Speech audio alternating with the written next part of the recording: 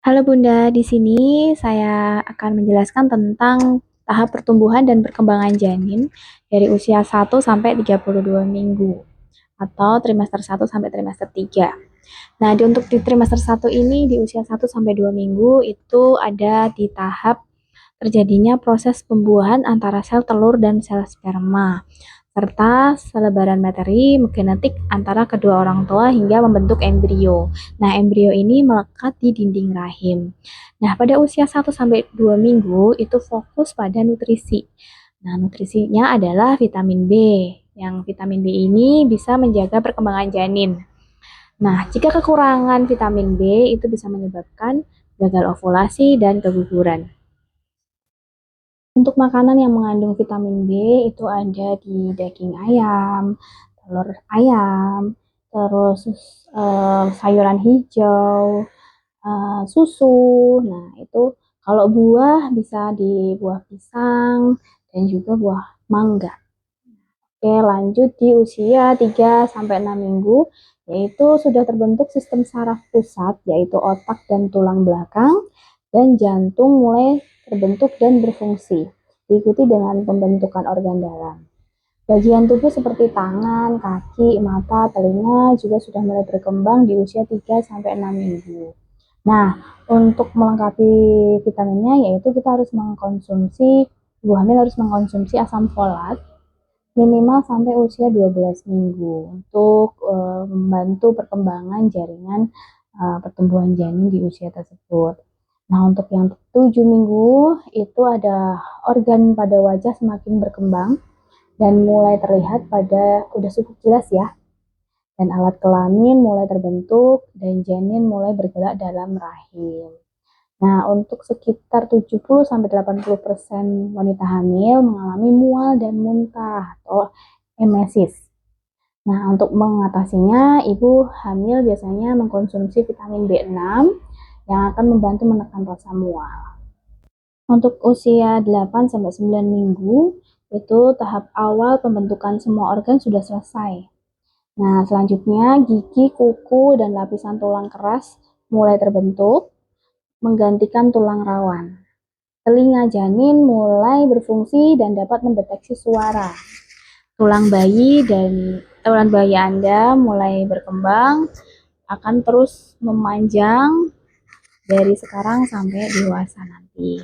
Nah, makanya ibu hamil diberikan atau disarankan untuk mengkonsumsi kalsium.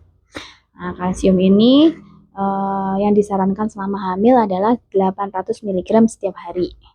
Kalsium perlu disertai vitamin D supaya dapat diserap oleh tubuh. Oke. Untuk usia 10 sampai 11 minggu, postur tubuh semakin terbentuk dengan jelas. Janin dapat menggerakkan kepala dan buang air kecil. Plasenta membesar seiring kehamilan. Selain memungkinkan peredaran makanan dan limbah. Plasenta juga mencegah mikroorganisme dan zat berbahaya mencapai bayi.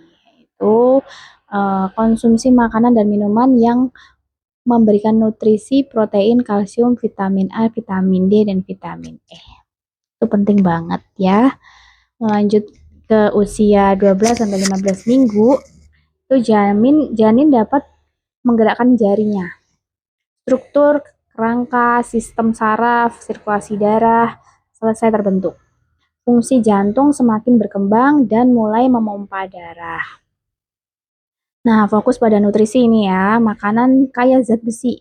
Nah, jika Anda merasa kecapean, cepat lelah itu selama kehamilan, cobalah ibu-ibu atau bunda-bunda meningkatkan konsumsi makanan yang kaya akan zat besi seperti sayuran berdaun hijau, daging merah, kacang-kacangan, susu khusus ibu hamil, serta vitamin C untuk membantu menyerap lebih banyak zat besi dan berbagai vitamin sesuai kebutuhan ibu hamil.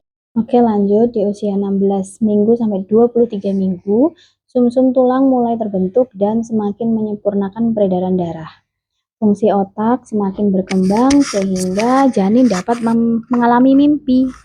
Janin juga mulai menggali suara ibu atau mengenali suara ibu. Nah, kalau misalnya ibu merasa stres, pusing, ya, banyak pikiran, itu janin sudah bisa merasakannya. Nah, untuk salah satu cara untuk mengatasi stres itu bisa mengkonsumsi coklat atau minuman coklat untuk membantu melepaskan hormon serotonin yang akan menekan hormon kortisol atau hormon stres sehingga membuat Anda rileks.